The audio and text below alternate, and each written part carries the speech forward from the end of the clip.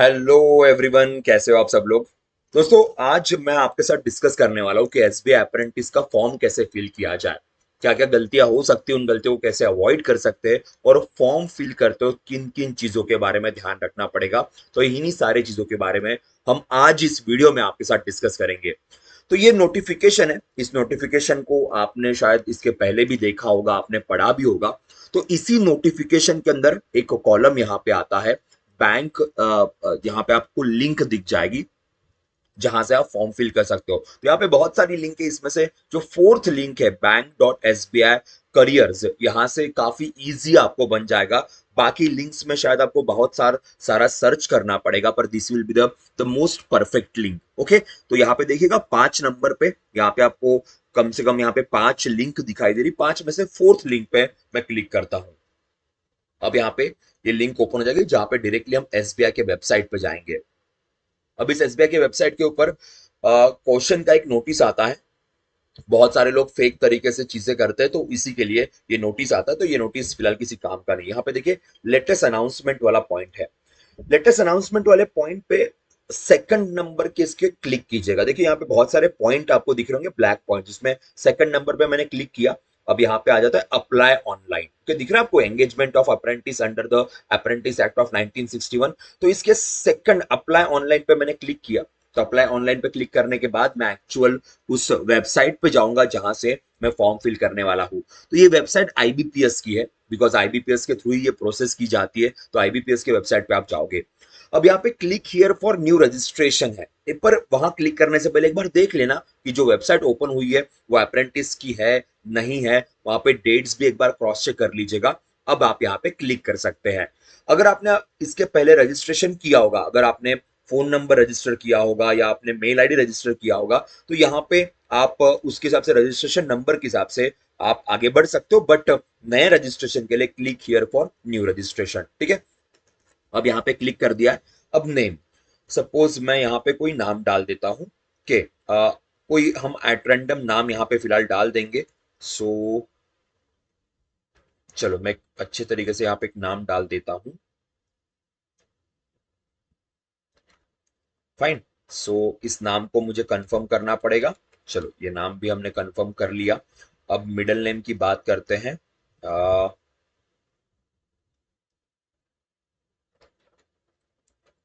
सो हम Alexa prime, और यहाँ पे हम डाल देंगे फाइन। चलो ये बस हमने just for the sake of practice डाला हुआ है। सो जैसे ही आप यहाँ पे नाम डालते हो, यहाँ पे आपका फुल नेम आ जाएगा। ठीक है, ये फुल नेम आपका रहेगा। अब इसके बाद मोबाइल नंबर की बात करेंगे। सो मोबाइल नंबर, जो भी आपका मोबाइल नंबर है वहां डालिए, बिकॉज मोबाइल नंबर पे आपको बाकी सारे अपडेट्स आते रहेंगे। अब मैं यहाँ पे एट रैंडम मोबाइल नंबर डाल रहा हूँ। ये किसी का मोबाइल नंबर नहीं है, मैं जस्ट एट रैंडम तरीके से यहाँ पे पुट कर रहा हूँ।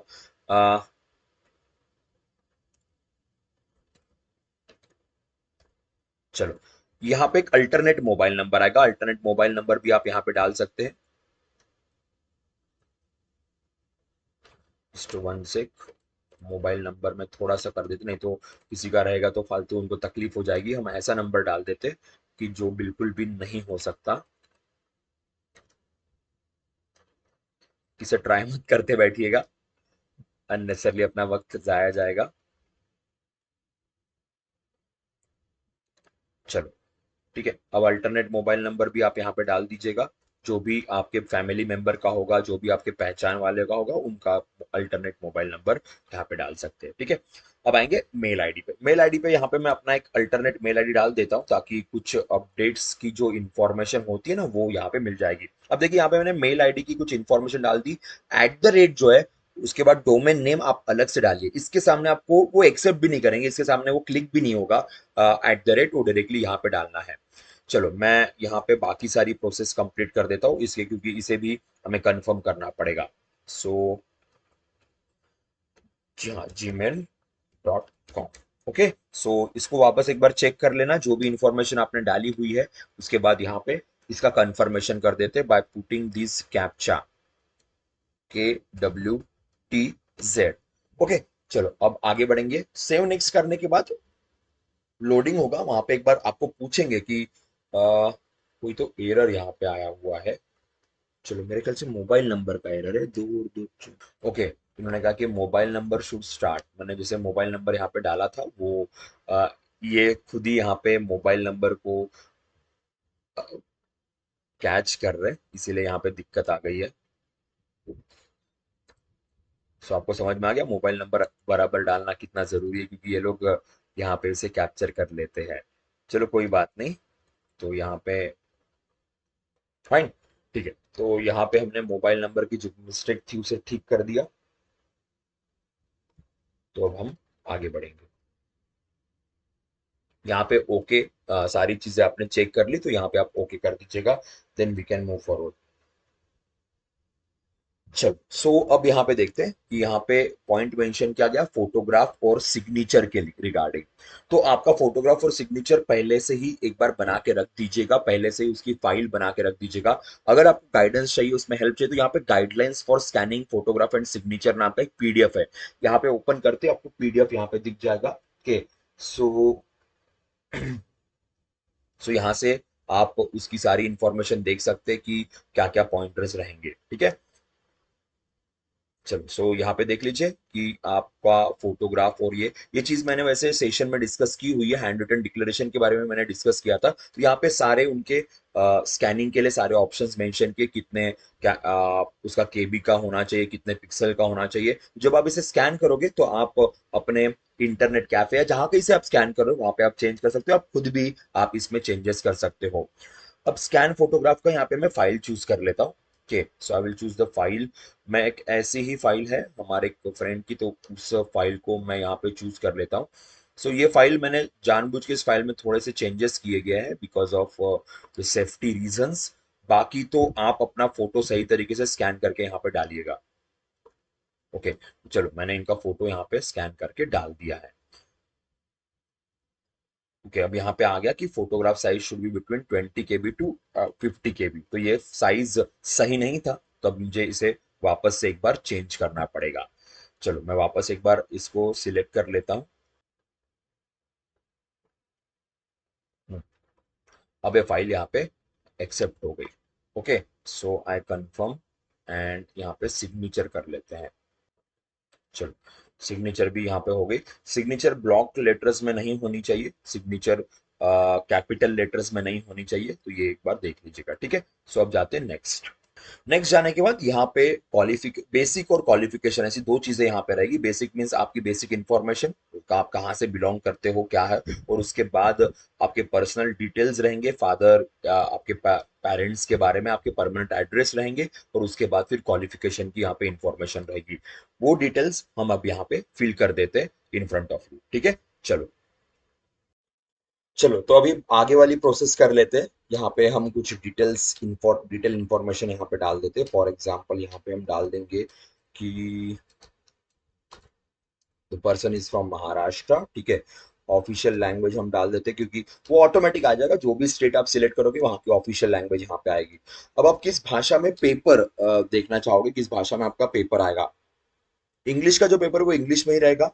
सो आप इंग्लिश हिंदी या इंग्लिश मराठी दोनों चूज कर सकते हैं। अगर आपने इंग्लिश हिंदी भी चूज कर लिया तो आपका एजुकेशन जो है उसके सर्टिफिकेशन के हिसाब से आपका लैंग्वेज प्रोफिशिएंसी टेस्ट होगा। आपने इंग्लिश मराठी भी चूज कर लिया तो भी आपका जो एलपीटी है वो आपके डॉक्यूमेंटेशन के हिसाब से होगा। अगर सपोज मैंने इंग्लिश हिंदी चूज कर लिया और डॉक्यूमेंट्स के अंदर अगर आपका मराठी आपके एजुकेशन में दिखता है 10वीं 12वीं के टाइम पे, तो फिर आपको एग्जाम देने की जरूरत नहीं पड़ेगी। अगर आपने इंग्लिश मराठी चूज किया और आपके एजुकेशन में कहीं पे भी मराठी का स्पेसिफिकेशन नहीं है, तो उस समय में आपको एलपीटी देनी पड़ेगी। तो यहाँ पे लैंग्वेज सिलेक्ट करने से आप एलपीटी से बचोगे या नहीं बचोगे ये क्लियर नहीं होता है, वो आपके डॉक्यूमेंट पे क्लियर रहेगा। ठीक है, सपोज मैंने यहाँ पे सिलेक्ट कर लिया इंग्लिश मराठी। ठीक है, just for the sake, are you proficient reading writing speaking understanding any of the following specific language of the state. अगर मैंने यस मार्क कर दिया के फिर भी डॉक्यूमेंट तो सबमिट करना पड़ता है। देखिए यहाँ लिखा है do you have 10th and 12th standard marksheet certification evidence of the local language. मैंने लिख दिया यस है मेरे पास। ठीक है, अब डिस्ट्रिक्ट आपको सिलेक्ट करना है। सपोज मैंने डिस्ट्रिक्ट सिलेक्ट कर दिया यहाँ पे चलो मैंने नागपुर सिलेक्ट कर दिया है। डिस्ट्रिक्ट टू सेम ही है, सेम ही जगह आता है। कभी कभी होता है ना कि आपका अलग अलग जगहों पे कुछ चीजें होती है, तो यहाँ पे सब कुछ सेम ही है। ठीक है, अब आते हैं कैटेगरी। कैटेगरी अनरिजर्व में हम लोग डाल देते हैं जो भी आपका सर्टिफिकेशन होगा। ईडब्ल्यू सर्टिफिकेशन है तो ईडब्ल्यू डाल दीजिए, ओबीसी में नॉन क्रिमिनल है तो वो डाल दीजिएगा, एससी या एसटी में है तो वहां पे आप बस कास्ट सर्टिफिकेट के भरोसे भी फिल कर सकते हो। No change in the category will be permitted after the complete registration of your application. के तो ये पॉइंट याद रखिए।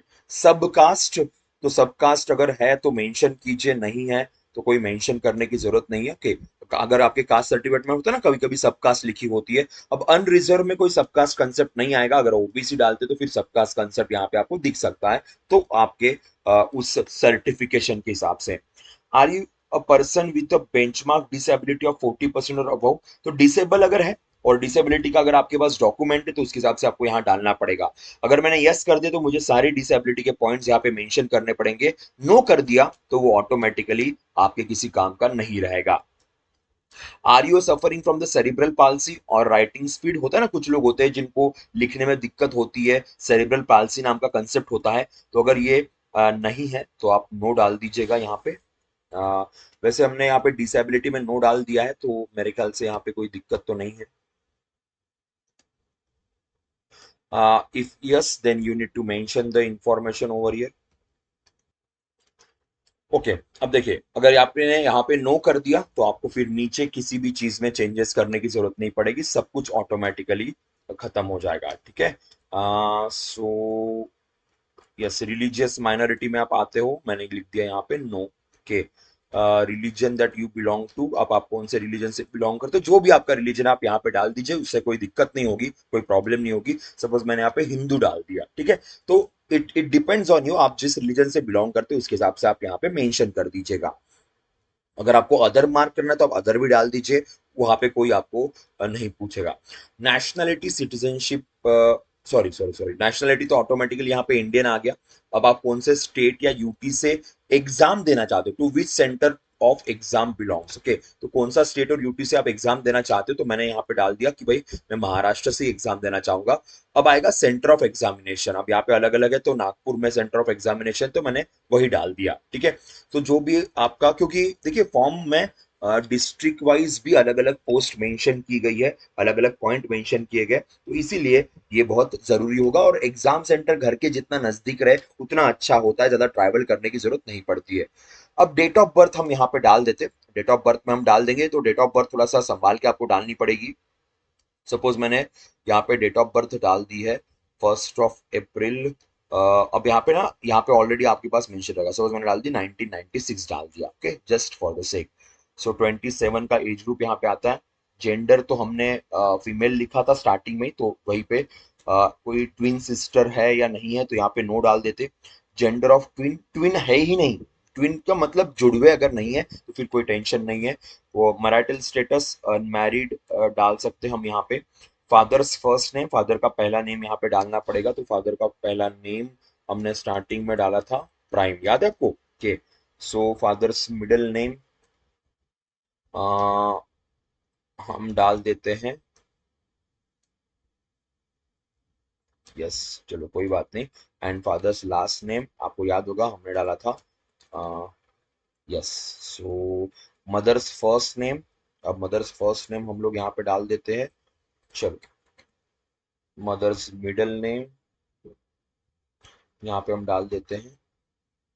और सॉरी, यहाँ पे आप फादर का भी मिडिल नेम यहाँ क्योंकि मदर केस में आप डाल सकते हो, कोई दिक्कत नहीं है, तो वही डाल देंगे। एंड लास्ट नेम अगेन, ठीक है। चलो, सो इस तरीके से हमने ये चीजें कंफर्म कर ली। स्पाउस, अब शादी नहीं की है तो ऑब्वियसली यहाँ पे अनमैरिड है तो बाकी सारी चीजें डालने की जरूरत नहीं पड़ेगी। एड्रेस यहाँ पे डाल दीजिएगा, जो भी आपको एड्रेस डालना है। सपोज मैं यहाँ पे एड्रेस डाल देता हूँ,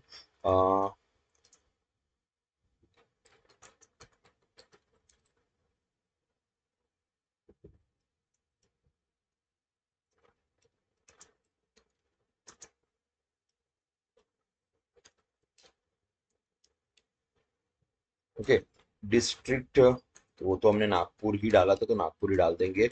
यूटी की बात करेंगे तो यूटी भी हम यहाँ पे डाल देते हैं।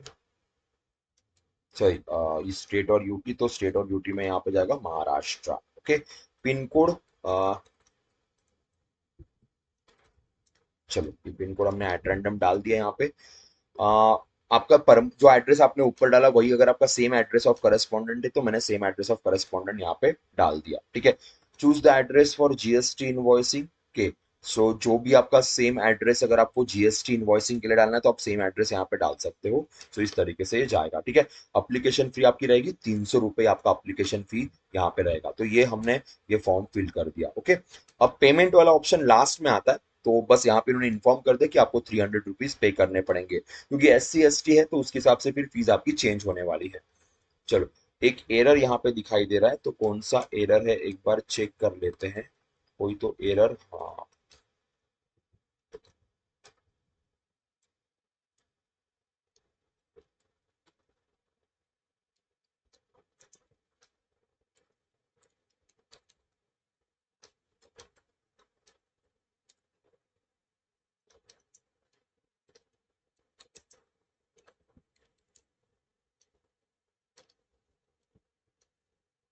बाकी तो यहाँ पे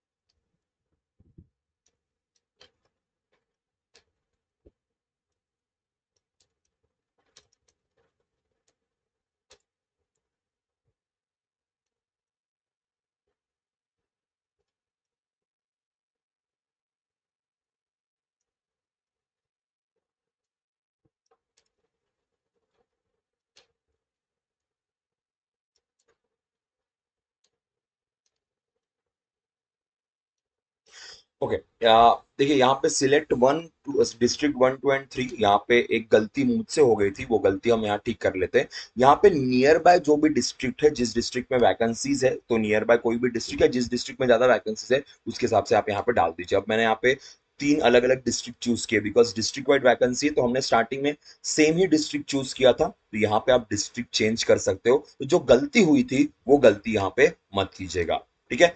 सो चलो एक बार देख लेते हैं कि ये सारे डिटेल सही से जा रहे हैं कि नहीं जा रहे, या और कोई मिस्टेक यहाँ पे। So everything is accepted, okay. So मैंने यहाँ पे सेव योर एड्रेस, ये तो अपने गूगल की तरफ से आ गया, तो मैंने उसको मना कर दिया। अब आते हैं यहाँ पे, ठीक है। तो डिस्ट्रिक्ट में जो गलती हुई थी गलती चेक कर लीजिएगा। दूसरा, जो एड्रेस में स्टार्टिंग वाला वर्ड कैप्स में डाल दीजिएगा, मैंने स्मॉल में डाला था इसलिए वहां पे मिस्टेक हो गई थी। अब ग्रेजुएशन की बात करते हैं, आर्ट्स में ग्रेजुएशन है। सो यहाँ पे हम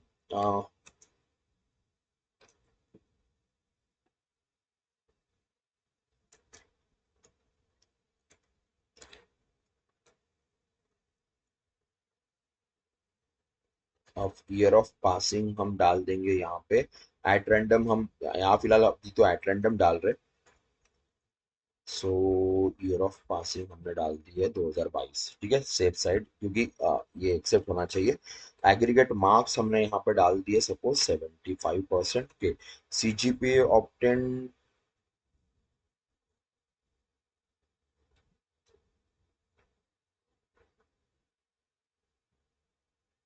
सॉरी,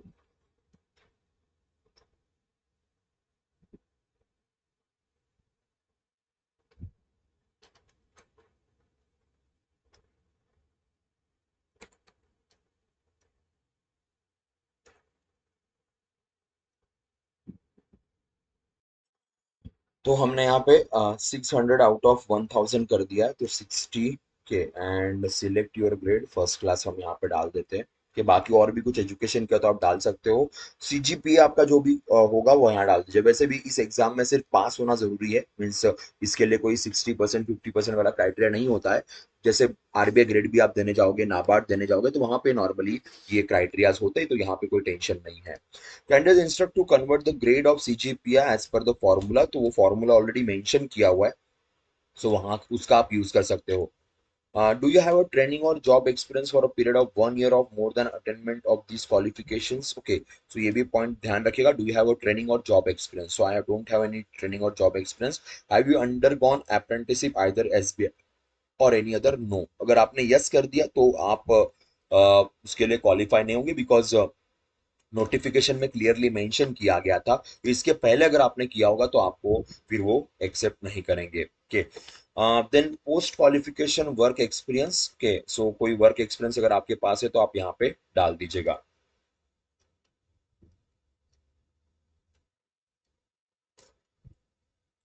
सो वो तो कुछ है नहीं यहाँ पे। ठीक है, सो लैंग्वेजेस मराठी तो आती है, सपोज रीड, राइट और स्पीक मैंने कर दिया।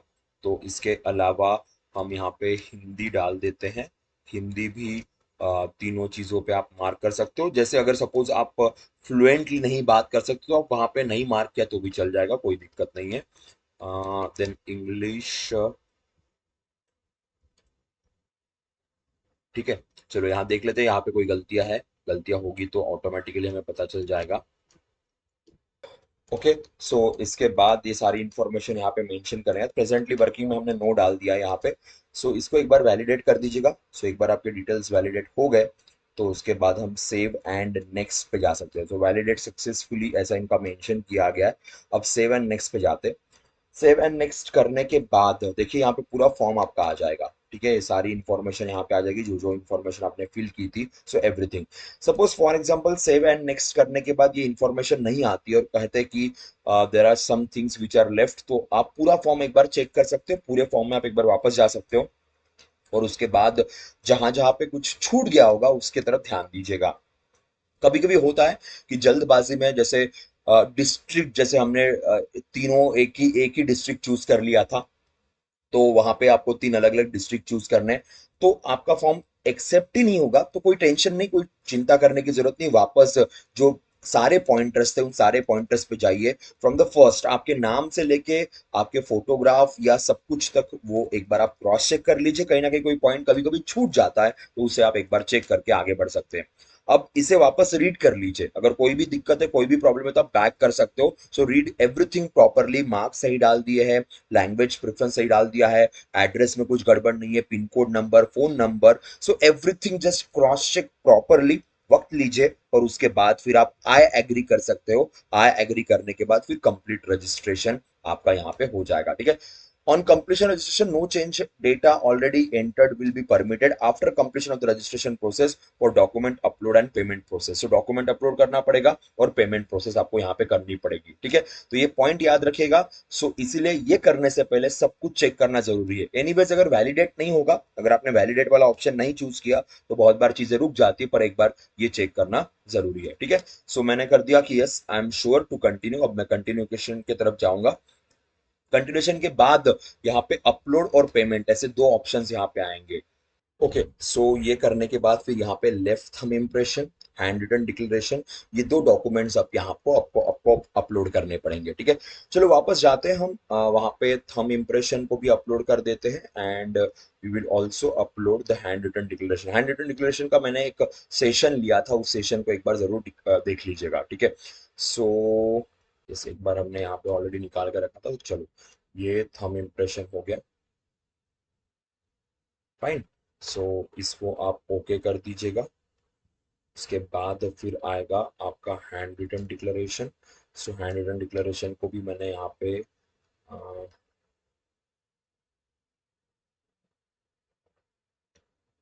चलो इसको भी एक्सेप्ट कर लिया है। फाइन, सो ये हैंड रिटन डिक्लेरेशन आपके पास आ गया। ओके, सो ये दो चीजें यहाँ पे मैंने अपलोड कर दी है। अब हम यहाँ पे कैप्चा डाल देते हैं, 98TB4। ओके, सो अब हम सेव एंड नेक्स्ट करेंगे।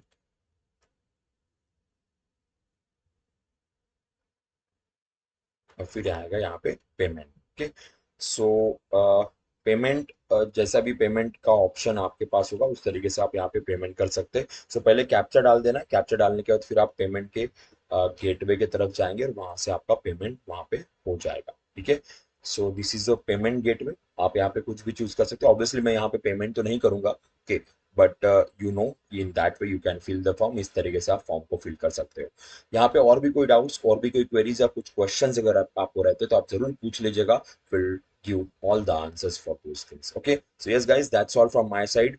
एंड ये था हमारा एसबीआई अप्रेंटिस से रिलेटेड फॉर्म फिलअप।